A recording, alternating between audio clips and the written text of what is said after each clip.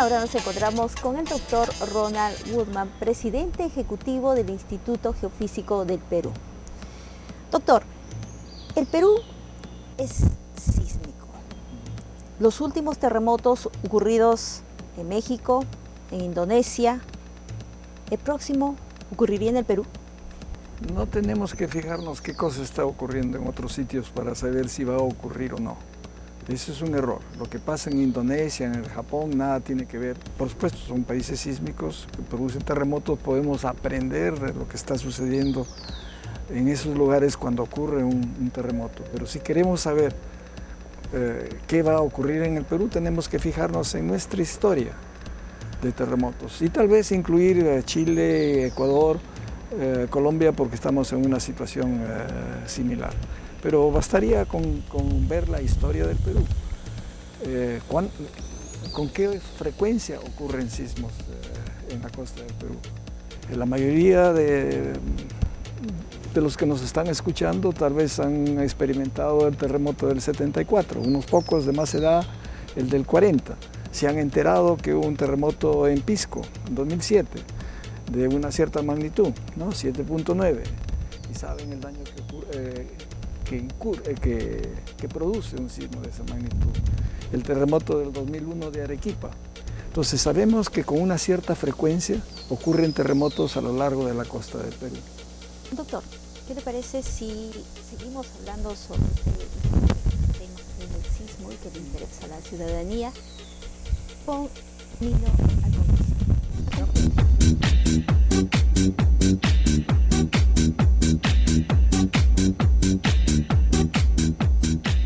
Doctor Woodman, el terremoto ocurrido en el año 2007 en Pisco, en ese momento yo me encontraba en el segundo piso del Congreso de la República. Mi reacción fue nula y me pregunté, ¿qué es esto? ¿Un terremoto? ¿Un temblor? ¿Un sismo? ¿Existe diferencia de esos términos? Por supuesto, hablamos de terremoto cuando hay destrucción, ¿no? Y es más, en lugar de ver solamente dos palabras, temblor, terremoto, uno puede asociar un número, la intensidad, y eso lo sabría usted al día siguiente cuando lea el periódico. Ha habido un terremoto en Pisco, con epicentro en Pisco, la intensidad en Pisco y en Ica ha sido de 7 y 8. La intensidad en Lima fue 5, ¿no? O sea, hay un número, hay una escala, que es la de sacudimiento, que es la de Mercalli, que le dice, ¿no?, cuál es el nivel de sacudimiento.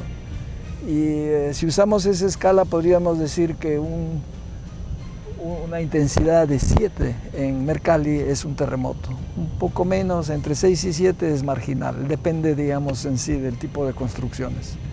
Si el tipo de construcciones es noble, un 6 no le hace daño. Pero un 6 con casas de adobe viejas, mal construidas, que ya han sufrido sismos grandes, que están rajadas, bueno, eso se las trae abajo. Un temblor, diríamos en este caso, con una intensidad de 6. Pero si usted quiere saber en el momento, y eso sí lo tiene que saber la gente de la punta, porque le han dicho, si es un terremoto, asuman ustedes que hay un tsunami. Entonces se van a preguntar lo que usted se pregunta, ¿es un temblor o un terremoto? Y la respuesta es, si no pueden caminar, se tienen que agarrar para poderse caminar, ese es un terremoto definitivamente. Si no pueden correr, es un marginal, ¿no? Pero ya está cerca de un terremoto. Si usted puede caminar y correr, es un temblor. Ahora, el Perú se encuentra ubicado en el cinturón de fuego del Pacífico. ¿Qué quiere decir eso, doctor?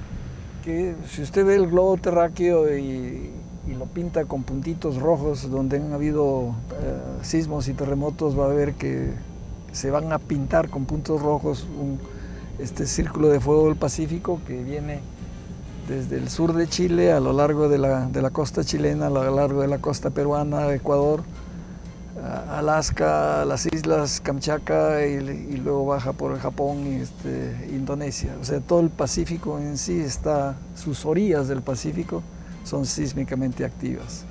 Y está confinado, digamos, en una línea, casi, a nivel, digamos, de un mapa, en una franja, más bien, ¿no? costera a lo largo del Pacífico. Ese es el cinturón de fuego del Pacífico, donde ocurren la mayor parte de los sismos que está sometido el globo terráqueo. Y el movimiento de estas placas es la razón de que haya sismo en esta zona del cinturón del fuego del Pacífico. Y esa es la razón en sí de que haya sismos en esta zona del cinturón de fuego del Pacífico. El suelo del mar es una gran placa, que es la placa de Nazca, que no está solamente frente a Nazca, va desde el sur de Panamá hasta casi el sur de Chile, ¿no? Y tiene una extensión, bueno, la redundancia bastante extensa, ¿no? En dirección de alta mar, se puede decir.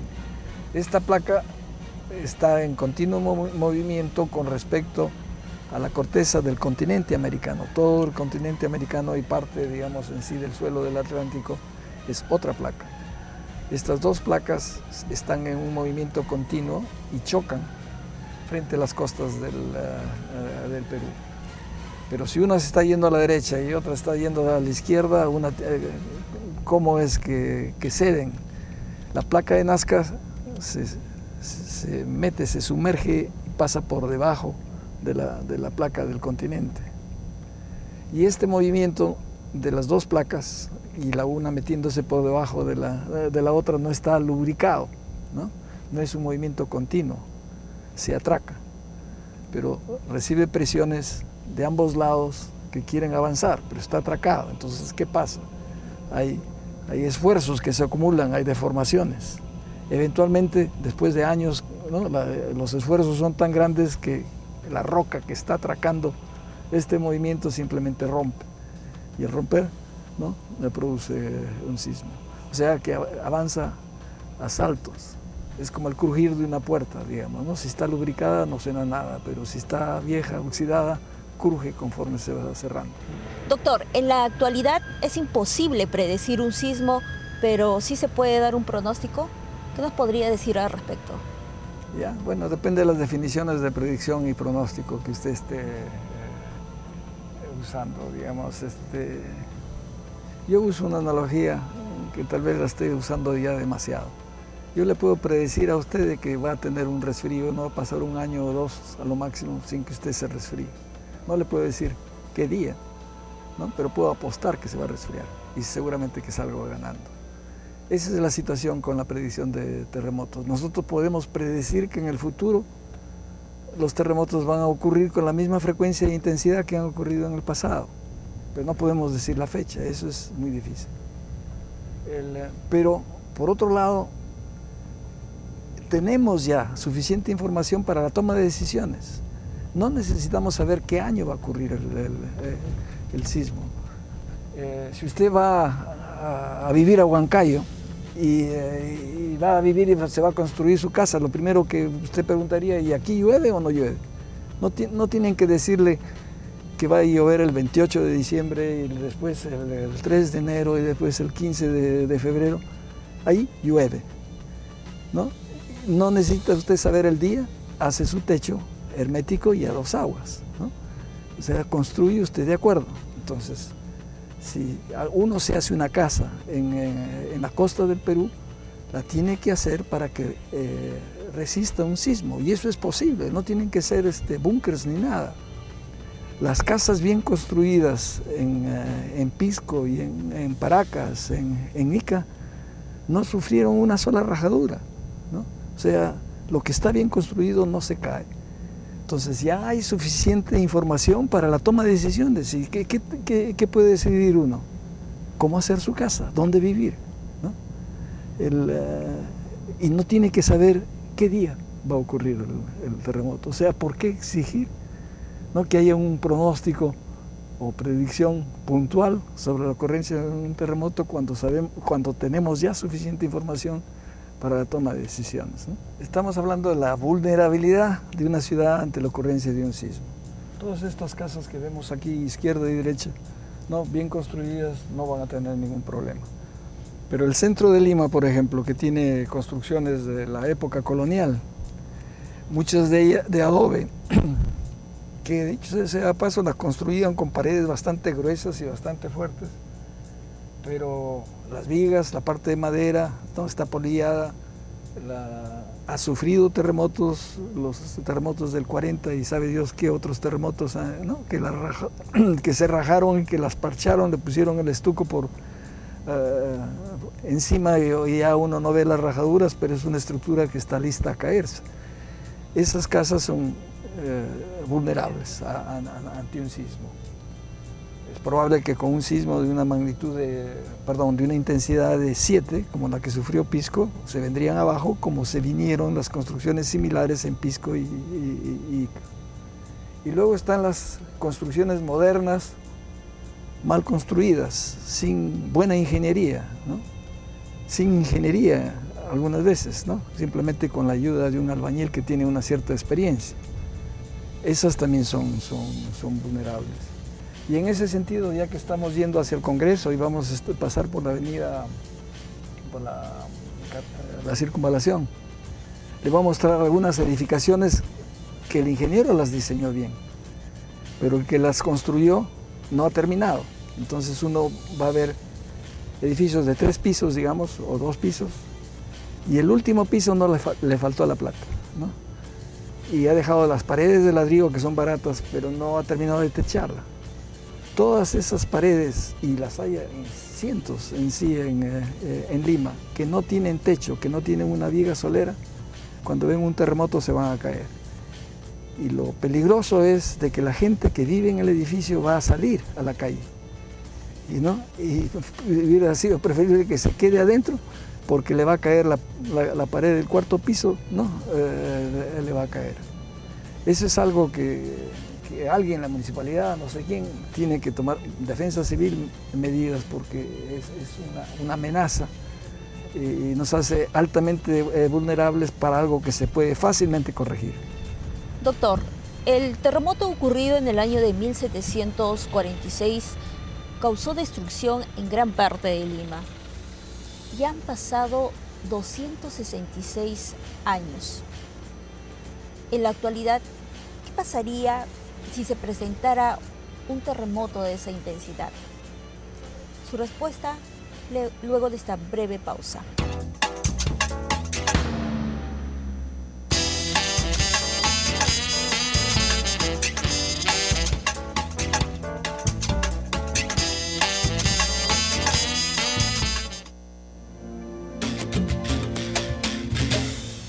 Abrimos nuestra puerta para escuchar tu voz, peruano, para hacer de nuestra patria una gran nación de hermano.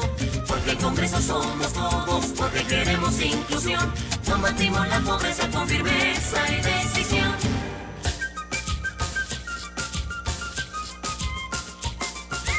Hoy abrimos nuestras puertas, Perú, hoy abrimos nuestras puertas, Perú. Tu voz se siente, tu voz se escucha, estamos juntos en la lucha. Hoy abrimos nuestras puertas, Perú, hoy abrimos nuestras puertas, Perú. Desde costa, sierra y selva, y desde todos los rincones, en cada pueblo como hermanos, trabajemos de la mano, uniendo alma y corazones. Hoy abrimos nuestras puertas, Perú, hoy abrimos nuestras puertas, Perú. El Congreso abre sus puertas al Perú.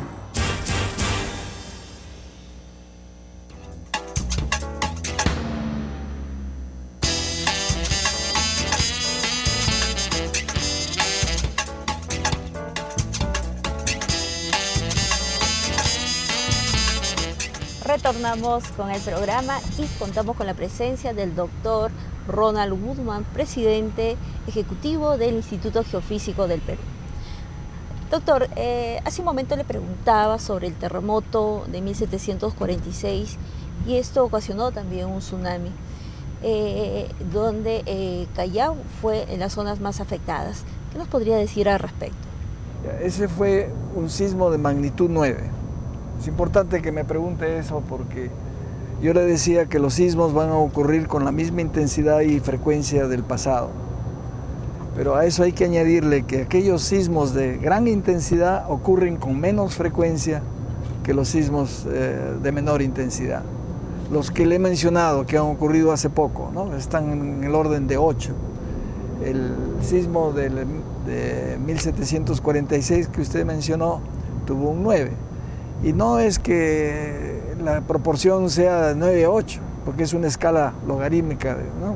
Una palabrota técnica, pero es importante porque la diferencia entre un 9 y un 8 quiere decir 30 veces más energía que un 8. Un sismo de 9 es 30 veces más energético que uno de 8. Y repito, no ocurren con gran frecuencia. Su frecuencia de repetición es del orden de 1 o 2 siglos en sí. Como Lima ha tenido sismos en sus cercanías recientes con una magnitud de 8, se puede decir que ya ha roto la zona que estaría acumulando esfuerzos para producir un 9. Entonces no esperamos en Lima que ocurra un sismo de magnitud 9, pero lo más probable es que esté entre 7,5 u 8, depende, digamos, cuanto más tiempo transcurre sin sismos, sin terremotos, más probable es que el sismo sea mayor, ¿no? Ahora, el sismo muchas veces viene con el tsunami. Ese 1746 es más importante tal vez desde el punto de vista del tsunami, porque arrasó con el Callao, murió toda la población, se salvaron 200. ¿A qué nivel llegó? Se estima por los reportes de quien lo pudo observar y medir, que tuvo más o menos una cota de inundación de 7 metros por encima del nivel del mar. Pero en el terremoto de Pisco, el del 2007, que hemos tenido hace poco, ese tuvo 8 metros, pero no en Pisco ni en Paracas, sino al sur de la península. La suerte que tuvimos es de que ocurrió en un lugar que no estaba habitado, ¿no? La gente que murió estuvo al sur de la península, en los restaurantes que hay en Paracas. Felizmente la mayoría evacuaron el lugar, no les pasó nada, pero una señora anciana con sus 2 sobrinas que la estaban tratando de ayudar, se demoraron mucho en salir y murieron las 3, ¿no? Doctor, pero las olas de ese nivel, si ocurriría en el Callao, serían lamentables. Usted ha visto videos de Japón, ¿no? O de Sumatra. Bueno, esos son tsunamis bastante grandes, ¿no? Lo más probable que hayan tsunamis del orden de 2, 3 metros, pero uno de 7, 8 metros es comparable a las imágenes que hemos visto del Japón. Por supuesto, nosotros no estamos poblados, no tenemos una población tan densa como la que tienen en el Japón, pero la punta y el Callao, sobre todo la punta, es altamente vulnerable, ¿no? Basta con que tenga 3 metros. 3 metros es la altura del segundo piso. Todo el que se encuentra en la calle simplemente lo arrasa el tsunami. Y ahí, ya que estamos hay la oportunidad de dar consejo, hay que ir hacia arriba porque no van a tener tiempo de salir, ¿no? Con que vayan a la azotea de su casa ya están en mucha mejor posición. Y si pueden ir a un edificio de más pisos, que tienen que abrir las puertas para que entre la población, mejor aún. Los más afectados sería el Callao. El Callao y los más la punta y muchas de las playas al sur del Perú, que están a la orilla. Y algunas de ellas sin posibilidades de trepar, ¿no? Porque son casas bajas y los cerros están un poco lejos. Pero en el tema del tsunami esto sí se puede predecir. Ese sí se puede dar una alarma. Y los pescadores lo saben. La gente de Paracas en sí no bien ocurrió el sismo, ¿no? Se sale el mar, se pasan la voz entre ellos y todos corrieron a un cerro que hay en la parte de atrás y no hubieron muertos. O sea, se puede predecir porque si uno siente un terremoto, no puede caminar, correr y está en la costa, debe asumir que en 15, 20 minutos va a llegar el tsunami. Entonces tiene 15, 20 minutos para evacuar. 15 o 20 minutos para subirse al cerro más cercano, si es que sabe que puede llegar en ese tiempo. O si está lejos, que le diré en la punta a punta, buscar un edificio o la azotea de la casa para subir. Y uno va a ver pasar el tsunami por abajo, ¿no? lo que uno no debe estar es en un auto en la calle tratando de evacuar y creer que con el auto se va a poder salir de la punta, ¿no? Porque va a haber pues, un enredo, digamos. Imagínense ustedes, después de un terremoto, adobes, ladrillos, muertos, gente gritando por auxilio y todo, parando los carros, no hay forma de evacuar la punta en 15 minutos a menos de que uno sea joven y pueda correr, ¿no? ¿Y el Perú cuenta con un sistema de alarma? Sí. La mejor alarma es el terremoto mismo. Si uno está bien cerca, digamos, al epicentro. Cuando está uno un poco lejos, va a ocurrir lo que le ocurría a usted, ¿no? Y esto ¿es un sismo o será un terremoto? ¿Generará o no un tsunami? Ahí nosotros en el instituto, por la instrumentación que hemos instalado, podemos saber qué magnitud tuvo el sismo y dónde ocurrió. Y si ocurre un sismo en el fondo marino y tiene una magnitud de 7 o más, sabemos que puede, digamos, producir un tsunami.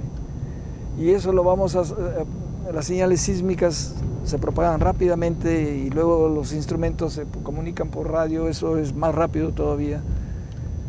Todas estas señales entran a una computadora, en 5 minutos sabemos dónde ha ocurrido y podemos dar la alarma. Lo que nos falta todavía es un sistema eficiente para que esta alarma llegue rápidamente al ciudadano común en sí, ¿no? A las autoridades, por supuesto, va a llegar relativamente rápido, pero las autoridades deben tener la capacidad de llegar a la población a través de la televisión, del celular, de una forma moderna y eficiente, ¿no? Con la alarma. Pero la posibilidad está ahí y la tecnología existe, tenemos que tenerla simplemente. Doctor, es importante también esto de la innovación tecnológica, porque una red de sistemas satelital, es decir, que no se cuenta ya con, o no dependen de la red telefónica. Como recordemos, el año 2007, el terremoto en Pisco, esto colapsó toda la red telefónica. ¿Qué nos puede decir al respecto? Bueno, la que acabo de mencionar es la red sísmica satelital, que es lo suficientemente robusta para que no falle en el caso de un sismo. Y esa la hemos construido pensando en tsunamis, porque una vez ocurrido el sismo, al fin y al cabo que le digan a uno que hay un terremoto o no, ya no es tan importante, pero si a uno le pueden decir que ese sismo puede generar un tsunami, entonces la información se hace mucho más importante. Y luego, aparte de eso, tenemos la red sísmica, no necesariamente tan robusta y tan rápida, pero que no necesitamos que sea así de rápida, porque lo que nos interesa saber es tomarle el pulso, se puede decir, a todo el territorio nacional para saber dónde está temblando, dónde ha ocurrido un sismo, los sismos pequeños, los temblores que les llamamos, ¿no? Estamos monitoreándolos en forma continua. Y estos sismos más débiles uno tiene que tener instrumentos relativamente cerca. Entonces tenemos que tener un mayor número que las 7 estaciones que le he mencionado, ¿no?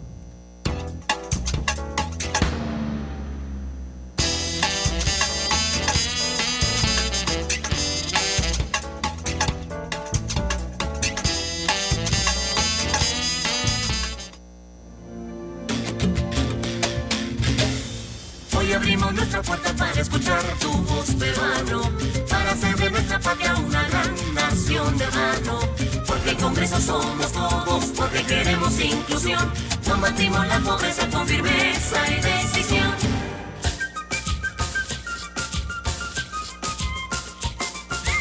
Hoy abrimos nuestras puertas, Perú, hoy abrimos nuestras puertas, Perú. Tu voz se siente, tu voz se escucha, estamos juntos en la lucha. Hoy abrimos nuestras puertas, Perú, hoy abrimos nuestras puertas, Perú. Desde costa, sierra y selva, y desde todos los rincones, en cada pueblo como hermanos, trabajemos de la mano, uniendo alma y corazones. Hoy abrimos abrimos nuestras puertas, Perú. Hoy abrimos nuestras puertas, Perú. El Congreso abre sus puertas al Perú.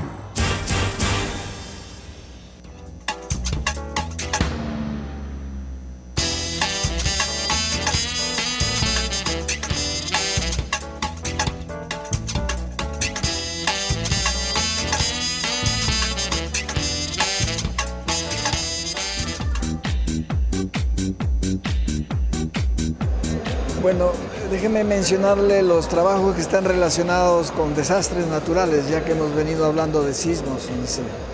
No solamente hacemos sismología, que está relacionado con los temblores y los terremotos, sino que también tenemos que ver con tsunamis, como lo hemos visto, de una forma compartida con la Dirección de Hidrografía y Navegación de la Marina, que es la que tiene instrumentos a lo largo de la costa, y es el punto focal para información que viene de afuera, internacional, con respecto a tsunamis generados por sismos que ocurren en el Japón o en cualquier otro lugar del Pacífico. Hacemos vulcanología, monitoreamos los volcanes, no todos, tenemos 14 y solamente estamos monitoreando relativamente bien el Misti por su importancia. Arequipa es una de 2 ciudades en el mundo, junto con Nápoles, que tiene más de 1 millón de habitantes y que está al lado de un volcán activo, del Misti. Tenemos instrumentado el Misti, tenemos instrumentado el Lubinas, que hizo crisis hace poco, y un instrumento en el Tixani, pero nos gustaría instrumentar todos los volcanes, porque las erupciones volcánicas sí se pueden predecir con suficiente anticipación. Después estamos monitoreando el Niño, participamos en el ENFEN, ¿no? El Niño, usted sabe, puede ser desastroso si tiene una magnitud como la que del año 83 y del año 98.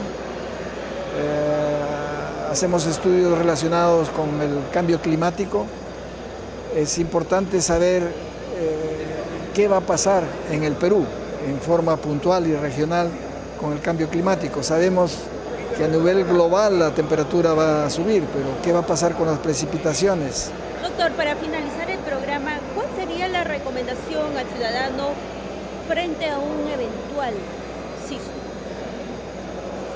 Sismo. Lo que conversábamos hace un momento, hacer simulacros y no esperar que Defensa Civil le diga qué fecha va a ser el simulacro, sino que se piense en cada uno de los hogares qué cosa harían en el caso de un sismo fuerte. Por supuesto quieren cambiar de lugar a un lugar más seguro. Si están en un edificio, como le dije, al lado del ascensor, preguntarle a un ingeniero civil cuál es el lugar más seguro en mi piso en el caso de un sismo. O salir a la calle, ¿cómo lo van a hacer? Estar precavido y no esperar a último momento para comprar esa agua que les va a faltar porque el sistema de agua va a fallar. El sistema de luz también puede fallar. Tienen linternas, tienen baterías. Si no quieren regresar a casa, digamos, tener las frazadas a mano para poder pasar la noche a la intemperie. Cosa que no es necesario, pero siempre van a haber réplicas y la gente va a tener temor, digamos, de regresar a su casa, sobre todo si está medio destruida y le falta solamente un remesoncito más y no va a salir. Hay que precaver, pero a nivel en sí personal, familiar, ¿no? Imaginarse la ocurrencia de un sismo, todo lo que va a suceder, que la casa se puede caer, que unas paredes se pueden caer, pero que hay otras más seguras, entonces saber cuál es la parte segura del edificio, de la casa, la mochila famosa, digamos, que recomienda Defensa Civil, no tomarla como algo que no vale la pena hacer, ¿no? Bien, agradecemos la presencia del doctor Ronald Buttmann, presidente ejecutivo del Instituto Geofísico del Perú, científico peruano con mucho prestigio y de reconocimiento internacional. Hasta aquí con el programa de Espacio Compartido. Hasta la próxima.